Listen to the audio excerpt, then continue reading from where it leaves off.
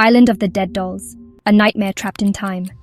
Deep within the murky canals of Xochimilco, Mexico, shrouded by twisted trees and endless silence, lies a place that should not exist. La Isla de las Muñecas, the Island of the Dead Dolls. A graveyard of lifeless eyes and twisted limbs, watching, waiting. Dolls hang from trees, their decayed faces frozen in silent screams. Some are missing eyes, others have twisted smiles that seem to whisper in the wind. The legend begins with Don Julián Santana, the island's lone caretaker. One day, he stumbled upon the lifeless body of a young girl, floating in the water, her tiny hands grasping at nothing. Moments later, something drifted toward him. A doll, half submerged, staring blankly at the sky. Believing it to be a sign, he hung the doll on a tree as an offering to her lost soul. He began collecting more, covering the island with them, believing they would keep the girl's spirit at peace.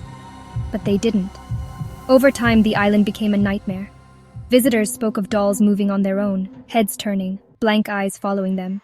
Some swore they heard whispers in the wind, voices calling their names, the sound of tiny footsteps when no one was there. Julian, too, felt something was watching him. No matter how many dolls he hung, the island never felt satisfied. Then, in a chilling twist of fate, Julian was found floating in the same canal where the little girl had drowned. Exactly where he had first seen her. Some say the island took him. Others believe the dolls finally got what they wanted. Today, the island remains, untouched. The dolls, covered in moss, cobwebs, and decay, continue to dangle from trees, their soulless eyes locked onto anyone who dares to enter.